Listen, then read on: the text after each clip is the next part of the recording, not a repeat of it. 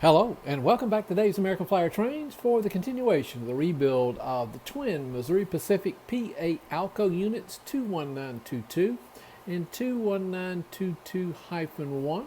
These are Type 2, according to Doyle, from 1959 and 1960.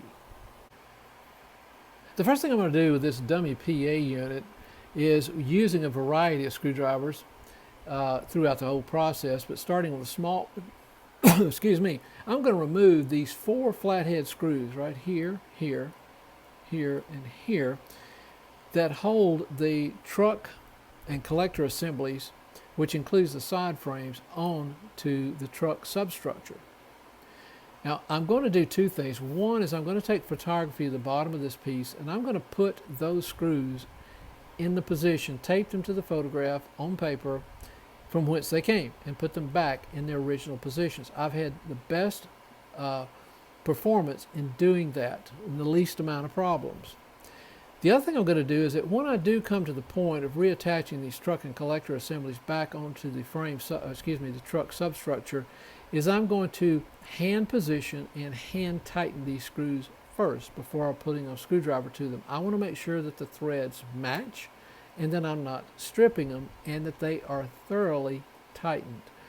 Now, Mr. Barker had a rule of don't over tighten any screws, and that's true, don't. Just make sure these are firmly in place. I have serviced diesel locomotives, some of which are my own, others are customers, in which these screws are loose. And you know, this truck assembly, most of the time, is going to have shoes on it. And I want to discuss something about that in just a moment. So it's part of the current flow. So they've been loose, so I tighten them up, get some performance improvement. I have one from a customer that had only 1 screw per truck. I put a screw in the other position, got performance improvement, and then just did general tightening and general maintenance on these to make sure that they're firmly in place and that they are threaded properly. Now, one thing about the slide shoe contacts, you'll notice that neither of these trucks has one, yet this is the dummy PA unit. All of my other dummy units, whether it be GP7s or Alcos, have slide contacts. I've got one that has 2, 1 per truck. I've got several that have only 1 slide contact on one of these 2 trucks. This is the first one that I've had none. The only thing that the electrical flow into this unit does, since there's no horn and no diesel roar, is illuminate the headlight. And maybe that's why that AC Gilbert removed them. I'm not sure.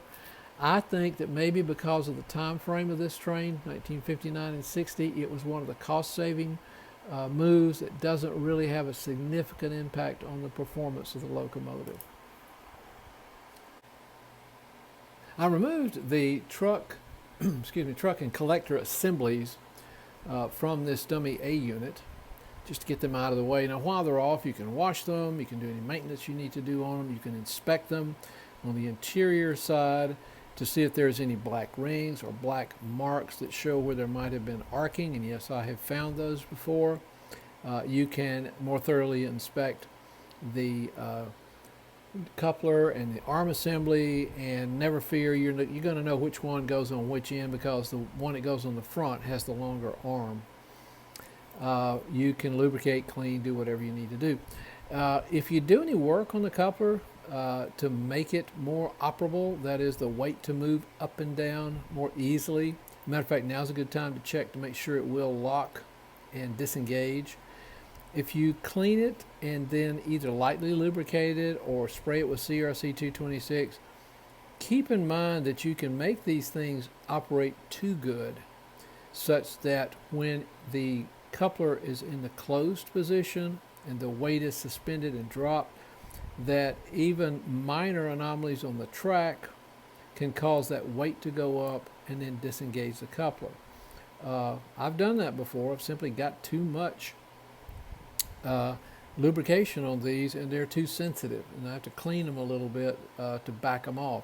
I also remove this leaf spring. It's very easy to remove, and I make sure that all ends in it are clean. Now I will lubricate, usually with CRC 226, the face of that leaf spring. Just use needle nose pliers. You can pull them out and then reinsert them, because I want this arm to have good range of motion and freedom of movement on the train. I don't want anything binding the cars in a turn that might impact the performance of the wheels or cause them to derail. Have I found that before? Yeah, I have. I found some of these that were so stiff they could hardly move, and I simply go ahead and take that out and do the maintenance on it. Next, I'll perform something I do get questions about from time to time, and that's the removal of the chassis from an Alco unit. I'm going to do that using my magnetized screwdriver, just for convenience, because it has good reach, it has the right size head, and it has been magnetized. And I'm simply going to look for the screws that attach the body to the chassis. Now in this case, on the rear truck, there's three. There's 1, 2, and 3 there.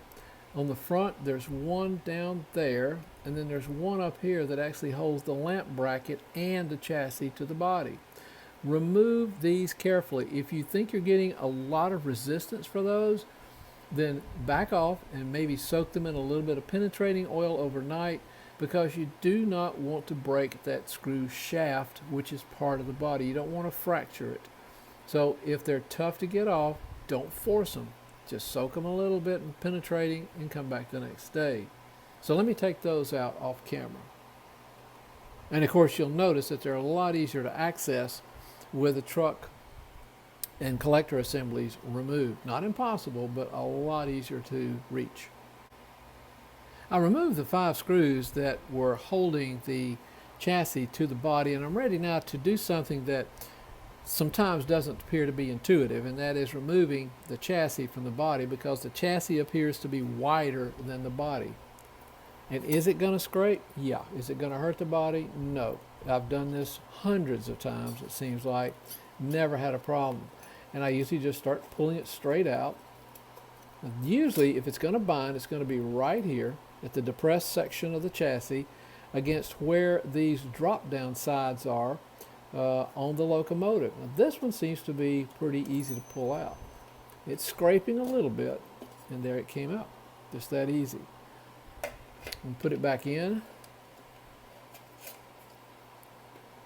See, and you'll notice now it just doesn't seem to be intuitive as how it goes in. I usually drop one side down and just kind of press on the plastic a little bit, or use my hand to stretch it apart.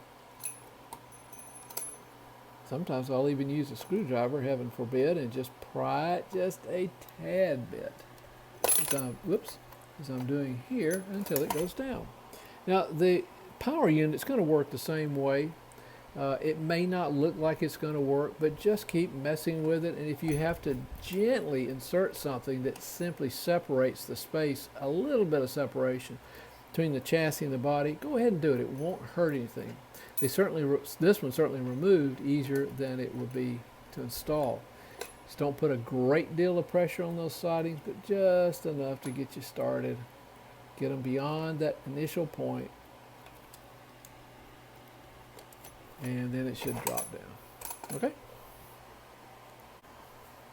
I removed the chassis from the dummy unit so that we could expose the bell mechanism. But before we take a closer look at that, I noticed that the date timestamp, date of build, is also in the dummy A unit, November 1959.